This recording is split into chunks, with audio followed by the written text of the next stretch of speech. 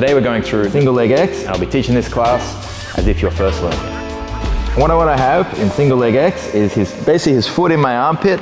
Okay, I want to have my knee stopping. If he tries to drop down and sit into mount, for example, you'll see my knee should be in the way. Okay, and my other foot on the hip also sort of making distance. So when he tries to drop down, I can sort of like keep him from dropping his hips here like this. Okay, so I want to use this foot to curl my hips up and lock in like tight, pretty much, almost like imagine you're thinking about like closing the loop, putting your knee in contact with your foot here like this, and I'm holding on to the leg. If he turns his heel out, steps a bit wider, yeah, like now it's harder to off balance him this way. Okay, I'm sort of trying to use this elbow to narrow that a little bit. I might grab around the leg, but I'm using my elbow to pull his heel in a bit. So when I do go to sweep, it's hard to open that foot out and maintain base. Okay, so it's a bit different to just an overhook here, where he can start to like walk wider, and it's going to be harder to sweep. I want to go back. I want my elbow in pretty narrow and my hips up high. Okay, we won't do the sweep yet. Let's just pull into that position. So we're just going to put a foot inside the shin. Okay, we're going to pretty much grab like we're doing a double leg, and then you're going to use your other leg to screw your butt right underneath and shoot your hips up here like this. Okay, so I want to have my inside knee, step on the hip, hips come up, and I'm going to lock my my elbow over that heel for base. Okay, our first sweeps we're going to look at is just back sweeps. Okay, so there's two types of back sweeps. There's one where I get the second leg, okay, and there's one when I don't have the second leg. If you step back, okay, like this. Okay, all right. So if you've got access, maybe on the entry you already have hold of this ankle. This is ideal. Okay, now he can't step back with that other leg, so it's going to be much easier to tilt him backwards. I just use my inside knee to move his hips backwards. Okay, so if I'm here and I can just lift my hips up and just literally push straight back, okay, I can come up. All right. So if we get access to this, lift your hips up, face front on, push with this, okay, and then as he's falling, this is something to just be aware of. So if I land like this, I can go for a foot lock, okay, but probably the best thing to do is just, if you've got the opportunity, just sweep, try to come up. Now you'll see, if I've kept my foot here, I've kind of limited my ability to get up. If I go to get up and he keeps weight on my leg, I'm a bit stuck trying to get up with my own leg here. So what I should do is make as he's falling back, I'm going to tuck my leg and make him fall past my leg, okay? And then you should be able to basically just like roll on top from here, okay? If I'm here, okay, as he's falling, I stretch and I just use the momentum, tuck, I get on top. He steps back now. Okay, now I can't reach the second leg, okay? When I can't reach the second leg, I still can sweep him, but you just got to look at the direction the legs are facing and try and tilt them backwards still, okay? If I push him this way now, I'm just pushing into his other leg, and he's got base there. I want to take him this way where he's got no base, okay? Problem is, when I move him this way, he can step, okay?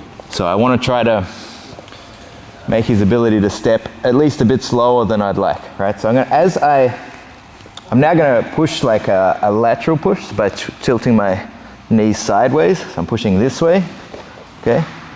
And I'm going to use my right out step to try to sort of slow down how far he can step back, okay? So if I'm just hooked on this leg, he can step easily, okay?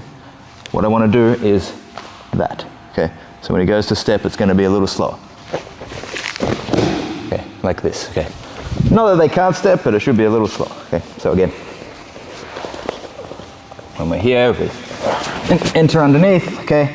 He manages to free this leg. Okay, I might even, the other thing you can do, if you fake reaching for this, they'll tend to step backwards, okay? The more wide their step is, the easier this is, okay? So like my ability, when I've got like a narrow stance, my ability to like back step is pretty good. If you make me go here, then I can not back step as well. I don't know if you can see, but that's not as good as when I was up, and I can like reach further. So if you first reach for there, if you still threaten this, we get here, I threaten this, he moves back, I'm reaching for that, okay, now I go sideways, okay. Another aim is to get hands to the mat, okay, so if we're here, I want to get Gordon's hands to touch the mat, okay, so this is going to give me lots of options. Basically while he's standing up, his defense, he starts like peeling my legs open, then he can step out, okay, that's what he wants to do. So if I can get the hands to the mat, okay, right, now I can start working to like get up, okay, I can work to start attacking leg locks and foot locks and so on, okay, and I can just use momentum. So if his hands go to the mat, he builds back up, okay, as he's getting up, he's giving me momentum to sweep back the other way, okay, so we want, there's kind of like two main goals when we get to the, that initial single X position. One is like sweep backwards, to get the hands to the mat, okay, so that's what we're trying to do. Now, to do that, usually most of it's going to come from kicking this near leg basically in the top of the hamstring. Again, just like I was trying to sweep him back that way, okay, if I'm coming from here, I'm taking him forward of his base to go here, okay.